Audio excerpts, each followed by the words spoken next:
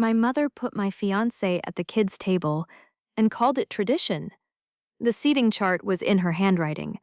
Next to my name was a blank line. Instead of a chair, the only seat left for me came with a waiver, already signed, giving her control of my savings account. My name's Renee. I'm 31, and I've spent my whole life being managed by a woman who calls it love.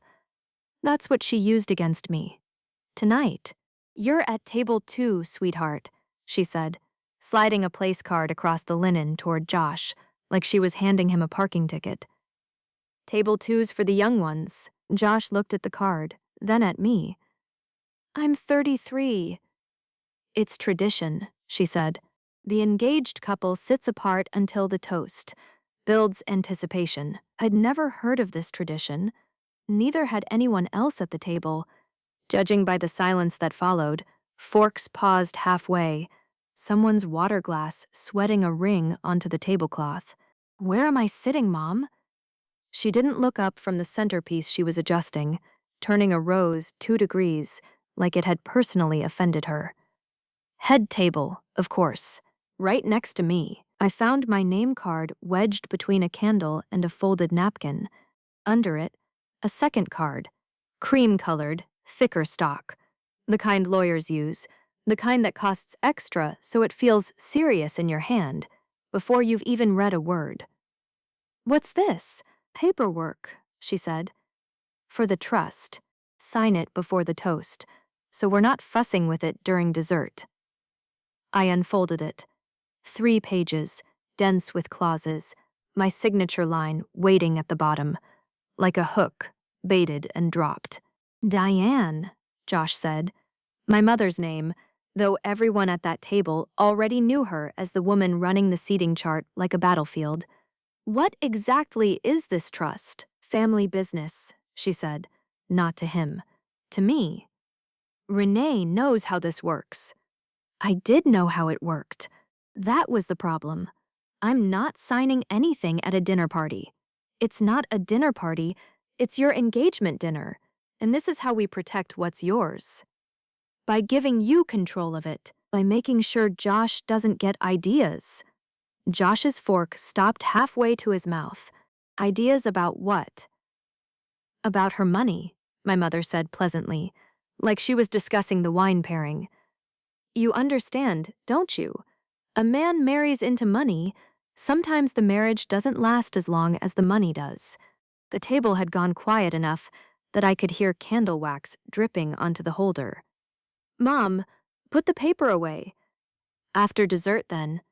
She smiled and tucked it under her napkin, like a small concession, like she'd already won something and was simply being gracious about the timing. I looked at the blank line on the seating chart, where my name should have been. She hadn't forgotten to write it. She never forgot anything.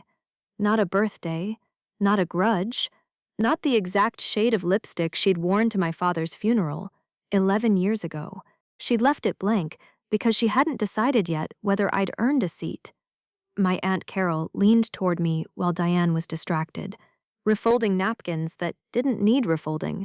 She did this to your cousin too, Carol said quietly, barely moving her lips, the way people speak when they've learned that certain rooms have ears, even when they don't. Before Marcus. Oh. I didn't know what she meant yet. I just knew it landed like a dropped plate, and nobody at that table moved to pick up the pieces. Josh caught my eye across the flowers, and I could see him doing the math too. Not the math of the trust document, but the older math, the one that asks how long this has been happening, and how much of it we've already missed. Diane clinked her glass with a spoon before I could ask Carol anything else. A toast, she announced, to new beginnings and to families who protect what they've built. Everyone raised their glasses. I raised mine too, because that's what 31 years of training does to a person. And underneath the clink of crystal, I thought, not for the first time, that my mother had never once in her life made a toast that wasn't also a warning. The dinner ended without me signing anything, which felt like a small victory, until I got home and found a manila envelope already in my mailbox, postmarked 2 days before the dinner had even happened. She'd sent it before she knew whether I'd cooperate at the table, which meant the dinner had never really been a negotiation. It had been theater for a decision she'd already made. Inside was a copy of the same trust document. Underneath it, a letter from a law firm I didn't recognize, dated 6 years ago. 6 years ago, I wasn't engaged to anyone. I was 25 and dating a graphic designer named Tomas, and my mother had hated him with a specific, surgical hatred she reserved for anyone who might take me somewhere she couldn't follow. The letter referenced the arrangement discussed and protective measures pending Renee's marital status. It had my name in it, my social security number, a list of my account numbers, typed out like inventory. I called her. No, hello. You had a lawyer draw up paperwork about my finances 6 years ago, before Tomas. Silence on the line, the kind she used like a weapon, making you fill it with your own anxiety until you talked yourself into an apology you didn't owe. That was a different situation, she finally said. Answer the question. I had it drafted, yes. Every parent should have a plan. A plan for what? I wasn't even engaged to him. You were serious about him. I could tell. I wanted to be prepared. Prepared for what, Mom? For you making a mistake you couldn't undo. I sat down on my kitchen floor, with the phone against my ear and the letter in my lap, and something in my chest went very cold and very still, like a room where someone's just turned off the heater, and you haven't noticed yet how cold it's gotten. Did you do this with Tomas? Is that why he... Tomas left because Tomas was weak, she said. That's not relevant. It's extremely relevant. Renee. Her voice shifted, softened, the register she used when she wanted something. I have only ever tried to protect you. You don't see the whole picture. You've never had to. Then show me the whole picture.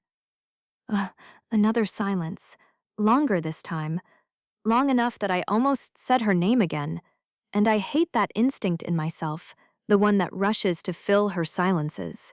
Sign the paperwork, she said, and we won't need to have this conversation again. She hung up before I could answer. I sat on that floor for a long time after the call ended, staring at the typed list of my own account numbers in a stranger's handwriting, thinking about how a person can spend a lifetime being loved by someone who also, somehow, keeps a file on you. I didn't sign it. I put it in a drawer and told myself I'd deal with it later, the way you tell yourself you'll deal with a smell you can't quite place, hoping it fades if you ignore it long enough. It didn't fade. It got louder. 3 weeks later, my bank called to confirm a change of mailing address on my savings account. I hadn't requested one. Can you tell me what address it was changed to? I asked the representative, keeping my voice level even though my hand had started shaking around the phone. She read it back. It was my mother's address. I didn't authorize that. There's a form on file with your signature, ma'am. Can you send me a copy? The signature was close. Close enough that for a full 10 seconds I doubted my own hand. Doubted whether I'd signed something in a distracted moment I'd simply forgotten. Then I looked closer at the R. I never close my R like that. My mother does. She's done it since I was a child, watching her sign birthday cards. The same tight little loop every time. I called Josh before I called the bank back. She forged my signature, I said, and my voice didn't shake, which surprised me more than the fraud itself. Forged it where? Bank paperwork. She redirected my mail. On my ensemble. There was a pause where I could hear him breathing, deciding what to say, the careful pause of a man who's learned that the wrong word right now could do real damage. Renee, we need to tell someone. This is fraud. That doesn't make it not fraud. I know that. I did know it. Knowing it and being able to act on it were two different muscles, and mine had atrophied a long time ago from disuse. What did Carol mean, Josh asked, about your cousin? Before Marcus? I hadn't told him yet. I'd been sitting on it, turning it over, trying to decide if it was even real or just family mythology dressed up as fact. The kind of story that gets exaggerated every time it's retold at Thanksgiving. I don't know, I said. I'm going to find out. Do you want me to come with you when you ask? No. I need to hear it without you in the room. I think people tell me different things depending on who's listening. Okay, he said, and didn't argue, which is one of the reasons I said yes to him in the first place. My cousin Priya answered on the second ring, and when I told her why I was calling, she laughed. Not a happy laugh, the kind that comes out when something's too absurd to cry about, the kind that catches in your throat halfway through. She did it to me first, Priya said, before your mom ever tried it on you. I was engaged to a guy named Marcus, my ex. This was 8 years ago now, way before your Josh, and Aunt Diane drew up paperwork almost identical to what you're describing. Trust language, control provisions, all of it. Did you sign it? I didn't have anything worth controlling back then. I was a grad student living on ramen. I think that's the only reason she let it go. There was nothing to protect me from, and she got bored of the leverage. What happened with Marcus? We broke up, not because of her, or, I don't know, maybe partly because of her. She used to call him and ask about our finances, like it was casual conversation, ask what he made, ask if we were combining accounts. He found it suffocating. I found it suffocating. It just wore the relationship down, a piece at a time, until there wasn't much left to save. Did you know about Tomas? About what she did before him? I didn't know the specifics.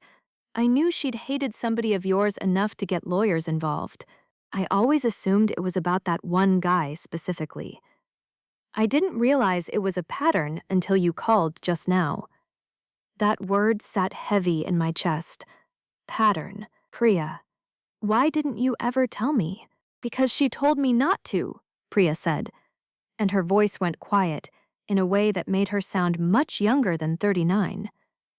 She said if I ever discussed family arrangements with you, she'd stop paying for my kids' school. She's been doing that since Marcus. I needed the help. I'm sorry. I sat with that for a moment. My mother, drawing lines around information the way she drew lines around money, deciding who got to know what and when, turning silence into a currency she could spend on control whenever she needed leverage. I'm not angry at you, I said, and meant it. I'm angry at her. Good, Priya said. Get angry. It's about time somebody in this family did. There's something else I need to ask you. Did she ever try anything with Marcus directly? Not through you. With him. Priya went quiet, and I could hear her deciding whether to open a door she'd kept shut for 8 years. She took him to lunch once, she said finally, without me. He told me about it a year later, after we'd already broken up, like it didn't matter anymore. She offered him money to end things quietly. Said it would be cleaner for everyone. The floor tilted a little under me. How much money? He never told me the number. He said it didn't matter because he'd said no. But Renee, he told me he thought about it. Not for long, but he thought about it, and it scared him enough that he started pulling away from me not long after. I always thought it was me. Turns out it was her, the whole time, and I never even got the chance to fight for it, because I didn't know there was a fight happening.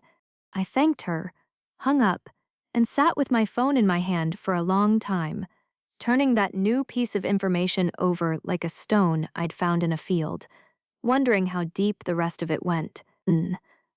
I went back to the letter, the one from 6 years ago, the one that predated Tomas. I noticed something the second time I read it that I'd missed the first time, distracted by rage.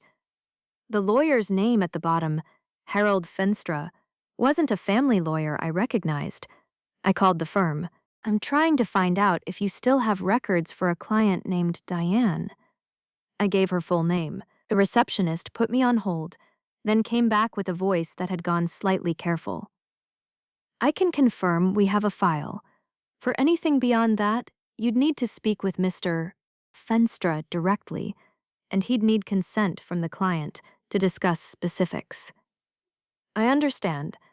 Can I leave a message? I left my number, expecting nothing. People like Fenstra exist specifically to make sure people like me never get callbacks. And he called back 2 days later. I probably shouldn't be doing this, he said, but I'm retiring in 4 months, and I've spent 30 years watching families do things to each other that would make a stranger's skin crawl. Your mother came to me first about 11 years ago. Not 6, 11. 11 years ago, I was 20. I wasn't dating anyone serious. I was barely dating at all. 11 years, I repeated, and the number felt too large to hold, like trying to carry water in cupped hands. She wanted a standing document, something she could activate the moment you got serious with anyone. She called it contingency planning. I called it something else, but she was a paying client, and it wasn't illegal. Just, he paused, just cold. What did she want it to do? Redirect a percentage of any inheritance or gift into a trust she controlled, the moment your relationship status changed to engaged or married. She had it drafted with 3 different names left blank, to be filled in whenever it became relevant. Thomas was the second name. Josh is the 4th version of the document, updated 8 weeks ago. I felt something drop out from under me. Some floor I hadn't known I was standing on until it gave way. You said 3 names. Who was the first? I don't have that information in front of me anymore. It would have been in the earliest draft. But I remember it wasn't a boyfriend's name. It was a job. A job? You'd applied for something. Some kind of fellowship, I think, that would have required relocating. She wanted the same protective language attached to that, too. Anything that might have taken you somewhere she couldn't follow. I remembered the fellowship. I was 19. I hadn't gotten it, or I'd been told I hadn't gotten it, by my mother, who'd checked the mail for me that whole application season, because I was busy with finals.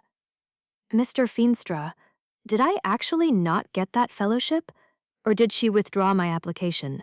The silence on the other end of the line told me everything the words didn't. That's not something I have documentation for, he said carefully. That would have happened outside my involvement, but it was in the way he said it.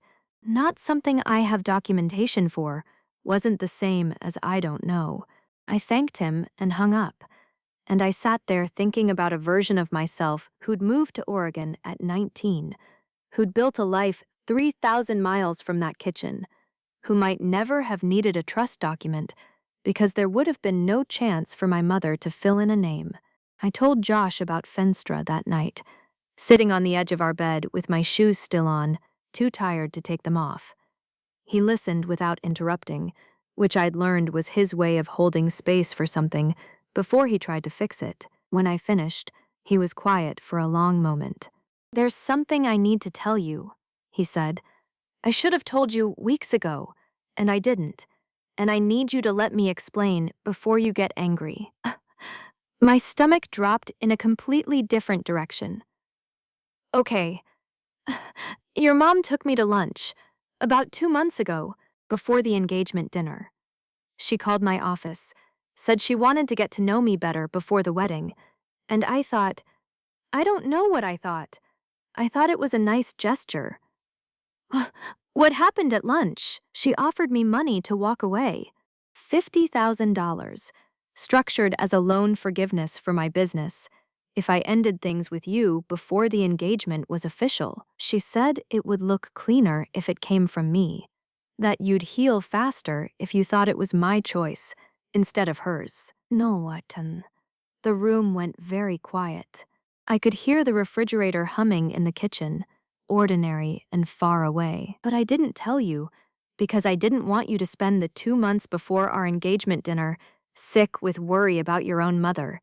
And because some stupid part of me thought I could handle it myself and just make it go away quietly, the way you'd want it handled. That wasn't your decision to make. I know that now. I think I knew it then too, and did it anyway, which is worse. He rubbed his hands over his face. I'm sorry, Renee. I should have told you the second it happened. I sat with that for a while. The anger and the relief tangled together in a way that was hard to separate. Angry that he'd kept it from me, even with good intentions, even out of love. Relieved that he'd said no without hesitating, without the pause Marcus had apparently needed. Priya told me Marcus thought about it, I said quietly, when my mom offered him money to leave her. He said no, but he thought about it first. I didn't think about it, Josh said. Not for a second. I want you to know that difference matters to me, even if it doesn't erase the mistake of not telling you. It matters to me too, I said, and reached for his hand, because it was true, and because some things can be both a betrayal and a comfort at the exact same time. And I was learning that families like mine specialize in exactly that kind of contradiction. What do we do now? He asked. Now I go back to that kitchen, I said, and I finish the conversation she's been avoiding for 11 years. Uh, I I confronted her on a Tuesday, in her kitchen, with the light coming through the window the same way it had every Tuesday of my childhood, ordinary and unbearable. I talked to Finstra, I said. Uh, she didn't flinch. She kept slicing a lemon, methodical, the knife going through the rind with the same steady pressure she used for everything. That man shouldn't be discussing my private affairs. 11 years, Mom. You've been doing this for 11 years. I've been protecting you for 11 years. You withdrew my fellowship application. Now the knife stopped. That fellowship, she said, was in Oregon.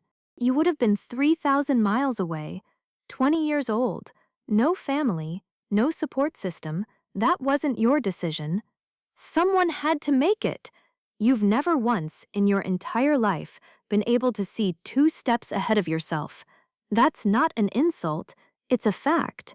You trust people the way a child trusts people. Completely, immediately. And it has cost you every single time. Tomas, that roommate who stole from you in college. That boss who, you don't get to decide who I trust by deciding who gets to exist in my life. I decide, she said, and her voice cracked on the word, not from doubt, but from something closer to fury. Because someone has to, and it was never going to be you. Josh isn't Tomas.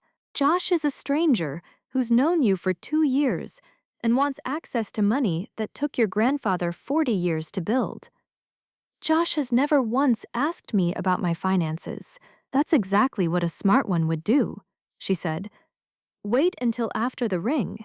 You offered him $50,000 to leave me before the ring even happened. That landed differently than anything I'd said before. Her hand went still on the lemon, and for the first time in the conversation, I watched her search for a response instead of having one ready. He told you that? He told me that. He also told me he said no immediately, which is more than you got from Marcus.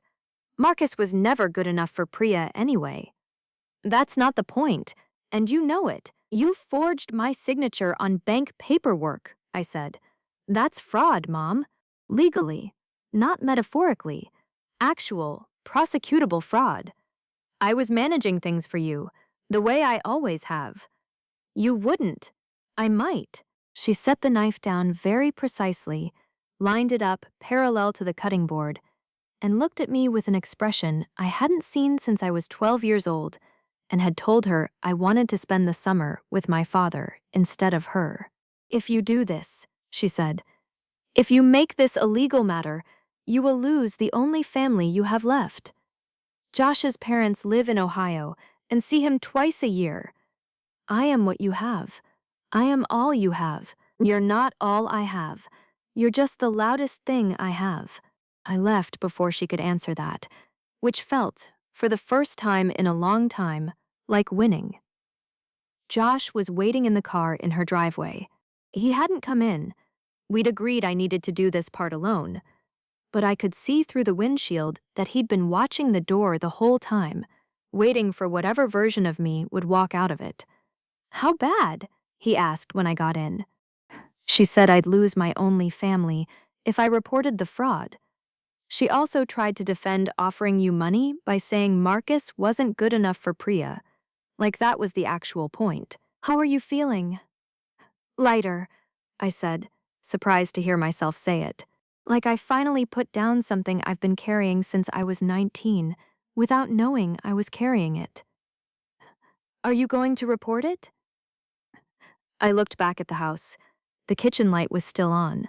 I could see her shape moving behind the curtain, still in there, still slicing something, still managing. "I don't know yet," I said.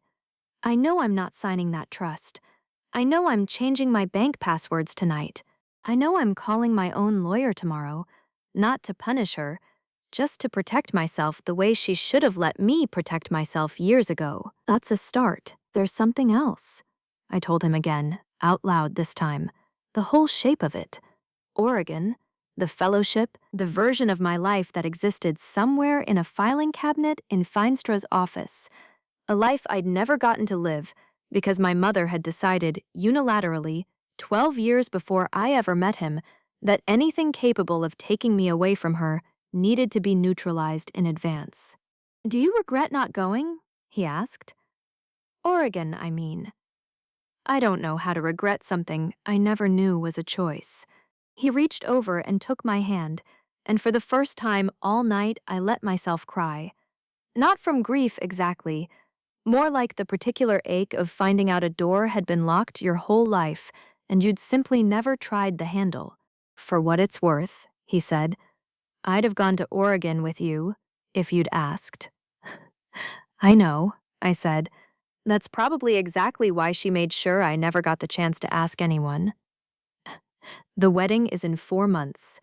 My mother is still on the guest list because Josh said that decision should be mine, and I'm still not sure what the right answer is. I haven't reported the fraud yet, though the lawyer I hired has all the documentation ready, sitting in a folder, waiting for me to decide I'm ready to open a door I can't close again. I did tell her, in a short email, that if she ever contacted Josh again about money, or contacted my bank again about anything, the folder would stop being hypothetical. She hasn't replied. I don't know if that silence is her planning something new, or her finally understanding that the leverage has run out. With her, it could always be either. Priya calls me every week now. We talk about nothing important, mostly, which is its own kind of miracle. After 8 years of enforced distance, neither of us fully understood until recently. Last week, she told me her daughter got into a summer program 2 states away, and for a second, neither of us said anything, both of us thinking the same thought, without needing to say it out loud. I'm letting her go," Priya said finally. "All the way. No checking the mail for her." "Good," I said, and it came out steadier than I expected. Mommed out last week that the seating chart for the wedding is already being drafted. Not by my mother, by me, this time, with Josh, at our own kitchen table, with a blank space at the head of it that we haven't decided how to fill.